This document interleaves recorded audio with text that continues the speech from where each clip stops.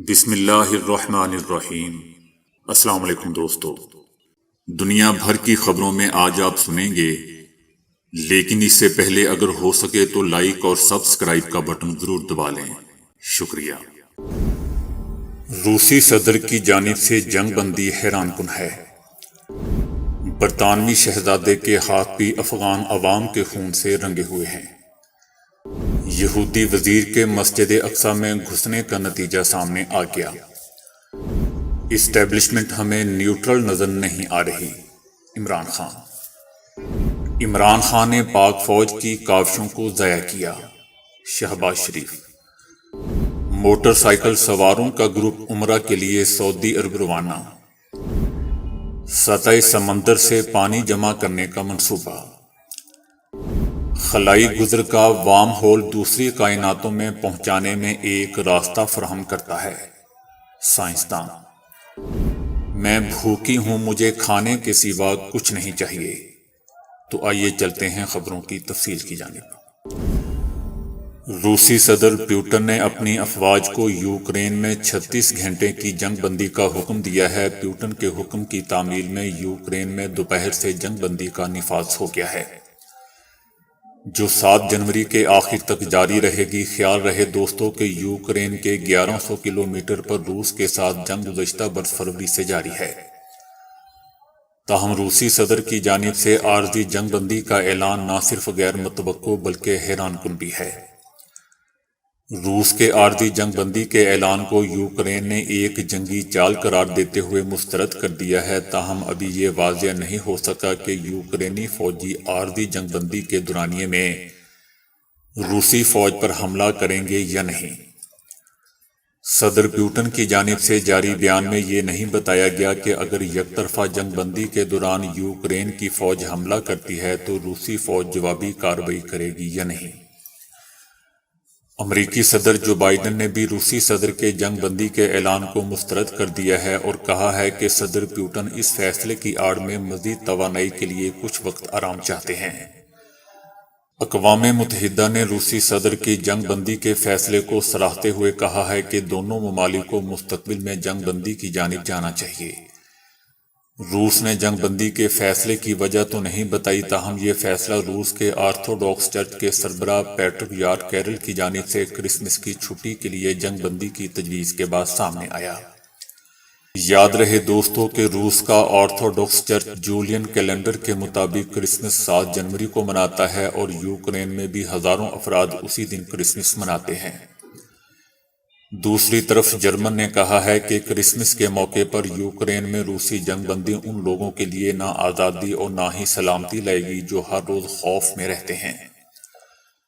اگر صدر پیوٹن امن چاہتے ہیں تو وہ اپنے فوجیوں کو گھر بھیج دیتے اور جنگ ختم ہو چکی ہوتی، لیکن بظاہر وہ ایک مختصر وقفے کے بعد جنگ پھر جاری رکھنا چاہتے ہیں۔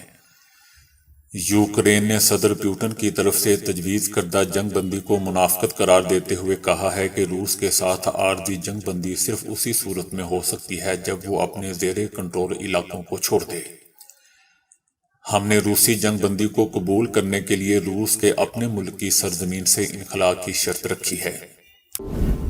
افغانستان کے مظلوم عوام کو خاک و خون میں نہلانے میں جہاں امریکہ سر فہرست ہے، وہیں برطانیہ بھی کسی سے کم نہیں ہے، بلکہ برطانیہ کے شاہی خاندان نے بھی افغانوں کے خون سے اپنے ہاتھ رنگے ہیں۔ شہزادہ ہیری نے اپنی آنے والی کتاب میں انکشاف کیا ہے کہ انہوں نے افغانستان میں اپاچی ہیلی کاپٹر پائلٹ کی ڈیوٹی کے دوران 25 افراد کو جان سے مارا۔ انہوں نے افغانستان میں دوران ڈیوٹی 6 فضائی مشن کیے۔ 38 سالہ برطانوی شہزادے نے نیٹو افواج کے دور میں افغانستان کے 2 دورے کیے تھے، جن میں پہلا فارورڈ ایئر کنٹرولر کے طور پر تھا، جبکہ دوسری بار 2012 میں جنگی ہیلی کاپٹر اڑایا۔ شہزادہ ہیری نے 10 سال تک برطانوی فوج میں کیپٹن کے عہدے تک خدمات انجام دیں۔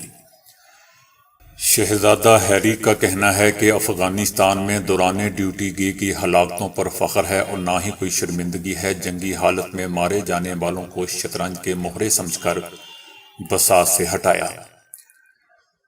دوستو، کچھ لوگ انتہائی بدقسمت اور بدبخت ہوتے ہیں جو چیخ چیخ کر کہہ رہے ہوتے ہیں کہ ہم سے نفرت کرو۔ جن میں یہ بندہ بھی شامل ہے جن کو جوتے مار کر گھر سے نکالا ہوا ہے۔ پتہ نہیں یہ لوگ کیسے سمجھ بیٹھتے ہیں کہ ہم اللہ کے انصاف سے بچ جائیں گے۔ معصوم لوگوں کو جہاز میں چھپ کر مارنے کا بڑا کارنامہ سر انجام دیا تو انہیں سامنے آ کر لڑتا تو تیری کھوپڑی اڑا دیتے۔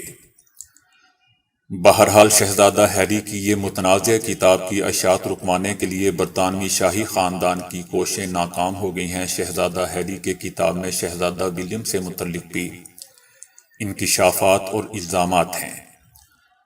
شہزادہ ہیری نے الزام لگایا کہ شہزادہ ولیم نے 2019 میں گھر میں مجھے مکہ مارا اور مجھے گھسیٹا۔ یہودی وزیر کی جانب سے مسجد اقصی میں گھسنے کے بعد اسرائیلی وزیر اعظم کا متحدہ عرب امارات کا دورہ منسوخ ہو گیا ہے۔ اسرائیل کے قومی سلامتی کے وزیر گویر کے مسجد اقصی میں گھسنے کے بعد متحدہ عرب امارات نے سخت رد عمل دیتے ہوئے چائنا کے ساتھ مل کر یہودی وزیر کے معاملے میں اقوام متحدہ کی سیکیورٹی کونسل کا اجلاس طلب کر لیا۔ متحدہ عرب امارات کے اس اقدام کے بعد اسرائیلی وزیر اعظم نیتن یاہو کا دورہ امارات منسوخ ہو گیا ہے۔ اسرائیلی وزیر اعظم نیتن یاہو کو 8 جنوری کو امارات کا دورہ کرنا تھا۔ متحدہ عرب امارات اور دیگر ممالک کے شدید رد عمل کے بعد اسرائیلی وزیر اعظم نے معافی مانگنے کی کوشش کرتے ہوئے کہا کہ مسجد اقصی کی موجودہ حیثیت کا احترام کرتے ہیں اور اسے بدلنے کا کوئی ارادہ نہیں ہے۔ امریکہ اور یورپی یونین نے بھی اسرائیلی وزیر کے مسجد اقصی میں گھسنے پر تنقید کی تھی۔ تحریک انصاف نے پنجاب اسمبلی کی تحلیل میں مزید تاخیر ہونے کی صورت میں استعفے دینے کا فیصلہ کر لیا ہے۔ عمران خان سے پارٹی لیڈرشپ کی ملاقات کی اندرونی کہانی سامنے آ گئی۔ عمران خان نے صوبائی اور مرکزی لیڈرشپ کو اپنے حتمی فیصلے سے آگاہ کر دیا ہے۔ عمران خان نے نئی حکمت عملی بناتے ہوئے کہا ہے کہ اگر اسمبلی کی تحلیل میں تاخیر ہوئی تو ہمارے ارکان استعفیٰ دے کر پنجاب اسمبلی سے باہر آ جائیں گے۔ عمران خان نے ایک بار پھر ہدایت دیتے ہوئے کہا ہے کہ پارٹی 11 جنوری سے پہلے وزیر اعلیٰ کے اعتماد کے ووٹ کا عمل یقینی بنائے۔ پارٹی ارکان اسمبلی میں مزید نہیں رہنا چاہتے اور اگر اسمبلی کی تحلیل میں کوئی رکاوٹ پیدا کی گئی تو پھر ہمارے ایم پی ایز مستعفی ہو جائیں گے۔ عمران خان نے ہدایت کی کہ پارٹی اعتماد کے ووٹ کا عمل تیزی سے مکمل کریں۔ عمران خان کا کہنا تھا کہ وزیر اعلیٰ پنجاب چودھری پرویز الہی کے لیے اعتماد کے ووٹ میں اسٹیبلشمنٹ ہمیں نیوٹرل نظر نہیں آ رہی۔ ہم اس بات کی تیاری کر رہے ہیں کہ 11 جنوری کو عدالت اگر فوری اعتماد کے ووٹ کا کہے تو ہم تیار رہیں۔ انہوں نے مزید کہا کہ اعتماد کے ووٹ میں اسٹیبلشمنٹ ہمیں نیوٹرل نظر نہیں آ رہی۔ ہمارے لوگوں کو اپروچ کیا جا رہا ہے۔ اب تک 3 لوگ اس حوالے سے بتا چکے ہیں۔ پرویز الہی اور ہم اتحادی ہیں۔ جنرل باجوہ کے بارے میں ان کا اپنا موقف ہے اور ہمارا اپنا موقف۔ عمران خان کا کہنا تھا کہ پرویز الہی ہمیں ہمارے موقف سے ہٹنے کے لیے نہیں کہہ سکتے۔ ہماری لڑائی اسٹیبلشمنٹ سے نہیں ہے بلکہ انصاف کے حصول کے لیے ہے۔ جنرل باجوہ کرپشن کو برا نہیں سمجھتے تھے، اس لیے ان کے تمام مقدمات ختم ہو گئے۔ انہوں نے کہا کہ لوٹوں کی ایکسپائری ڈیٹ ختم ہو چکی ہے۔ ملک میں جنگل کا قانون ہے۔ انصاف کی ضرورت امیر کو نہیں غریب کو ہوتی ہے۔ شہباز شریف نے کہا ہے کہ عمران نیازی کو پوری قوت کے ساتھ اقتدار پر بٹھایا گیا مگر عمران خان نے کچھ نہیں کیا اور پاک فوج کی کاوشوں کو ضائع کیا۔ الٹا 60 ارب کی سرمایہ کاری کرنے والے دوست ملک چائنا پر الزامات عائد کر کے سی پیک کا جنازہ نکال دیا۔ انہوں نے کہا کہ نواز شریف نے ملک میں 20 گھنٹے کی لوڈ شیڈنگ ختم کی۔ گالم گلوچ میں عمران خان کا کوئی مقابلہ نہیں۔ عمران خان نے پاکستان کے سماج کو تباہ و برباد کر دیا۔ عمران خان ٹانگ پر ٹانگ رکھ کر بیٹھا رہا اور کچھ نہیں کیا۔ گیس اور بجلی کے معاملے میں بھی بدترین غفلت کی گئی۔ عمران خان نے ایک اینٹ عوامی ترقی کے لیے نہیں لگائی۔ ان کا کہنا تھا کہ عمران خان سے بڑا مفتن کش پیدا نہیں ہوا، مجھے اس سے کوئی لینا دینا نہیں ہے۔ جنرل ریٹائر باجوہ نے عمران خان کی مدد کی یا نہیں؟ عمران نیازی کو پوری قوت کے ساتھ اقتدار پر بٹھایا گیا۔ عمران خان نے پاک فوج کی کاوشوں کو ضائع کیا۔ اس شخص نے پاکستان کے درینہ دوستوں کو ناراض کیا۔ 30 ارب ڈالر کی سرمایہ کاری کا شکر کرنے کی بجائے الزامات لگائے گئے۔ ہم دوست ممالک سے تعلقات بہتر کرنے کی کوشش کر رہے ہیں۔ 25 موٹر سائیکل سواروں کا گروپ عمرہ کی ادائیگی کے لیے سعودی عرب روانہ ہو گیا۔ موٹر سائیکل سواروں کا گروپ 6 ممالک سے گزرتا ہوا حرمین شریفین پہنچے گا۔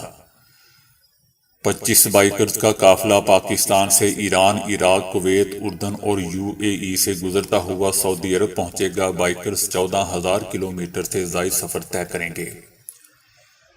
اس اہم سفر پر روانہ ہونے والے بائیکرز کا کہنا تھا کہ ان کی خوش قسمتی ہے کہ ایک مقدس سفر پر روانہ ہو رہے ہیں۔ یہ ان کے لیے ایک یادگار سفر ہوگا۔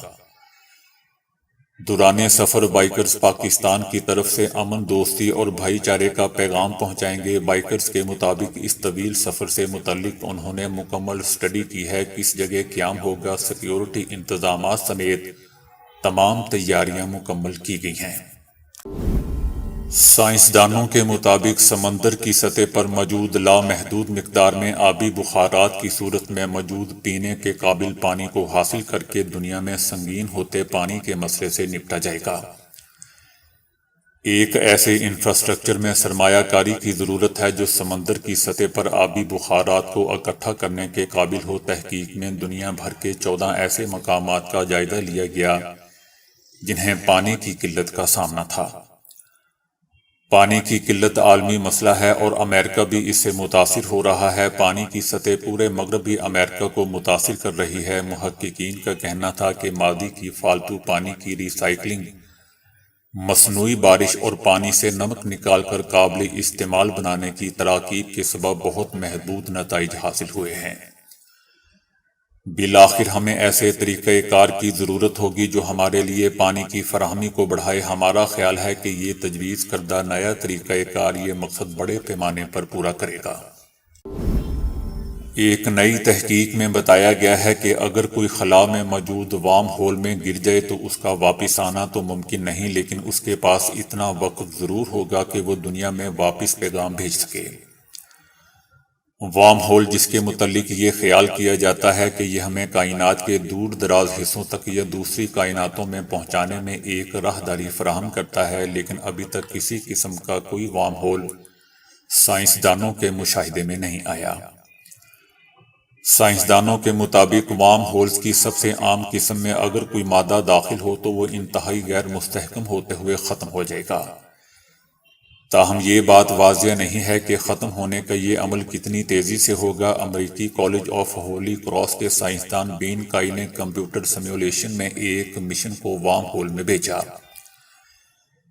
ان کا کہنا تھا کیونکہ آپ جانتے ہیں کہ یہ وارم ہول میں ختم ہو جائے گا، اس لیے آپ اس کو واپس لانے کی کوشش نہیں کریں گے، لیکن کیا ان کے ختم ہونے سے پہلے کوئی سگنل واپس آ سکتا ہے؟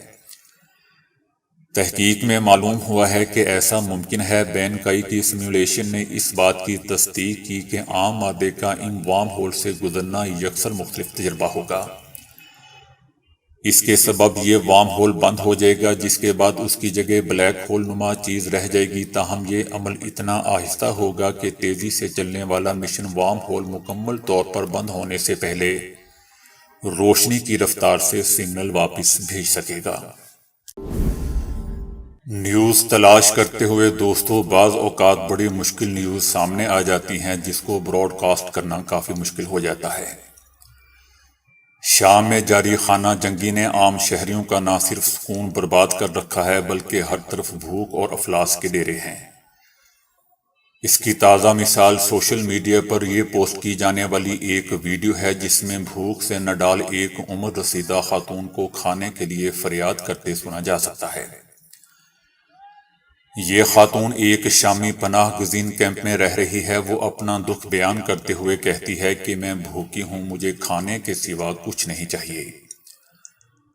بیماری اور بھوک کی علامات اس بوڑھی خاتون کے چہرے پر بھی عیاں ہیں، تاہم یہ واضح نہیں ہو سکا ہے کہ آیا وہ کون سا پناہ گزین کیمپ میں رہائش ہے۔ آیا وہ شام میں ہے یا لبنان کے کسی کیمپ میں رہتی ہے۔ مصیبت زدہ بزرگ خاتون کا کہنا ہے کہ جو میرے پاس تھا وہ میں نے کھا لیا، میرے گھر میں روٹی کا ایک ٹکڑا نہیں ہے، میرے پاس ادا کرنے کو روٹی کی قیمت بھی نہیں ہے۔ خاتون کا کہنا ہے کہ وہ دماغ کا شکار ہے، وہ کہتی ہے کہ میرے پاس دوائی ہے جو میں پیتی ہوں مگر کھانے پینے کو کچھ نہیں۔ فرش پر سوتی ہوں دکھی دل اور پرنم آنکھوں کے ساتھ بات کرتے ہوئے شامی پناہ گزین خاتون نے کہا کہ وہ زمین پر سوتی ہے۔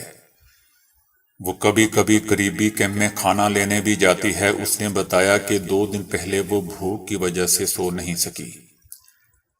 مجھے کھانے کے علاوہ کچھ نہیں چاہیے۔ اقوام متحدہ کے مطابق دوستو، شام کے اندر 6.7 ملین سے زائد شامی باشندے بے گھر ہو چکے ہیں، جبکہ ترکیہ، لبنان اور اردن سمیت ہمسایہ ممالک تقریباً 5.5 ملین شامی مہاجرین کی میزبانی کر رہے ہیں۔ اور پاکستان کے بارے میں تو آپ جانتے ہی ہیں۔ دنیا بھر میں تمام ممالک کے پاسپورٹ پر نظر رکھنے والے عالمی ادارے پاسپورٹ انڈیکس کی جاری کردہ فہرست کے مطابق نیوزی لینڈ نے دنیا کے طاقتور ترین پاسپورٹ کا اعزاز اپنے نام کر لیا ہے۔ نیوزی لینڈ کے پاسپورٹ میں 86 ممالک میں ویزا فری انٹری ہے، جبکہ 43 ممالک میں ویزا آن ارائیول ہے۔ اس فہرست میں Germany, Austria, Switzerland, Ireland, Japan, جنوبی کوریا اور آسٹریلیا کا دوسرا نمبر ہے۔ پاکستان اس رینکنگ میں 17ویں نمبر پر ہے اور پاکستانی پاسپورٹ رکھنے والے افراد 38 ممالک کا بغیر ویزا سفر کر سکتے ہیں۔ ان میں 8 ممالک کا ویزا معاف ہے۔ 30 ممالک ایسے ہیں جہاں اترنے کے بعد انہیں ویزا حاصل کرنا ہوگا۔ پاسپورٹ انڈیکس کے مطابق بھارت 58 نمبر پر ہے۔ آج ماحولیاتی آلودگی دنیا بھر کے لیے ایک بہت بڑا مسئلہ بن گئی ہے۔ اسی مسئلے کو حل کرنے کے لیے دبئی کی روڈ اینڈ ٹرانسپورٹ اتھارٹی نے مکمل الیکٹرک اور ہائیبرڈ ٹیکسیاں چلانے کا اعلان کیا ہے، اور اب اپنے مقرر کردہ ہدف میں روڈ اینڈ ٹرانسپورٹ اتھارٹی 50% کامیاب ہو چکی ہے۔ آنے والے دنوں میں شہر میں چلنے والی تمام ٹیکسیاں الیکٹریکل یا ہائیبرڈ ٹیکنالوجی پر منتقل ہو جائیں گی، اور الیکٹریکل اور ہائیبرڈ گاڑیوں کی خرید و فروخت کو فروغ دیا جائے گا۔ اور صرف یہی نہیں بلکہ ان گاڑیوں کو چلانے والوں کو مختلف قسم کی مراعات حاصل ہوں گی، مثلاً پارکنگ فیس، روڈ فیس اور گاڑیوں کی رجسٹریشن فیس معاف ہوگی۔ فضائی آلودگی میں کمی لانے کے لیے متحدہ عرب امارات نے پیرس میں معاہدہ کیا تھا، اور الیکٹریکل گاڑیاں بھی اسی معاہدے کا ایک حصہ ہیں۔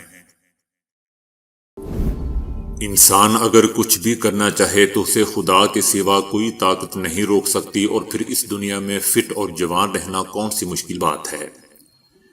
ایک شخص جس کا نام سلمان المل ہے، جس کی عمر 125 سال ہے، ان کا تعلق لبنان سے ہے۔ انہوں نے اپنی صحت اور تندرستی کے راز سے پردہ اٹھایا تو دنیا حیران رہ گئی۔ انہوں نے بتایا کہ ان کی لمبی عمر کا راز ایک قہوے میں پوشیدہ ہے۔ ان کا کہنا تھا کہ وہ سونف، جنگلی پودینے اور خرنوب سے بنے قہوے کا 1 کپ روزانہ اللہ کی رضا کے ساتھ پیتے ہیں۔ انہوں نے کہاوتاً کہا کہ یہ ایک ایسا جادوئی قہوہ ہے جو مردے کو بھی زندہ کر دے۔ 125 سالہ شخص نے بتایا کہ قہوے کے علاوہ ان کی تندرستی کا راز روزانہ 2 میل سے زیادہ پیدل چلنا بھی ہے، جبکہ وہ گھر کے کام بھی کرتے ہیں، اور جب ان کی اہلیہ گھر پر نہ ہو تو لکڑیاں کاٹتے ہیں اور بچوں کے لیے خود کھانا بناتے ہیں۔ ان کا کہنا تھا کہ 80 سال سے سگریٹ پی رہا ہوں، میرے ہم عمر تمام لوگ مر چکے ہیں اور کوئی بھی زندہ نہیں ہے، جبکہ میں بہت بوڑھا ہو چکا ہوں۔ دوستو، یاد رہے کہ سلمان سلطنت عثمانیہ کے دور میں پیدا ہوئے جب ٹائٹینک ڈوبا تھا۔ احتجاجی مظاہرین کو کنٹرول کرنے میں ایک اہم مشکل یہ پیش آتی ہے کہ انہیں نقصان پہنچائے بغیر کیسے قابو کیا جائے۔ اس مقصد کے لیے ربڑ کی گولیاں، بجلی کا جھٹکا لگانے والی گن اور مرچوں کا سپرے وغیرہ استعمال کیا جاتا ہے، لیکن ان تمام طریقوں سے خطرناک نقصان ہونے کا احتمال رہتا ہے۔ ایک امریکی کمپنی شیلڈ ڈیفنس سسٹم نے اس مسئلے کا دلچسپ اور منفرد حل پیش کر دیا ہے۔ اس کمپنی نے ایک پستول تیار کی ہے جو ٹارگٹ کو 10 سے 15 منٹ کے لیے عارضی طور پر بینائی سے محروم کر دے گی۔ کمپنی نے یہ بھی یقین دہانی کروائی ہے کہ اس کے اثرات 100% عارضی ہوتے ہیں اور 10 سے 15 منٹ بعد بصارت بحال ہو جاتی ہے۔ تو دوستو ابھی کے لیے اتنا ہی۔ ویڈیو کو لائک اور شیئر کرنے کا بہت بہت شکریہ۔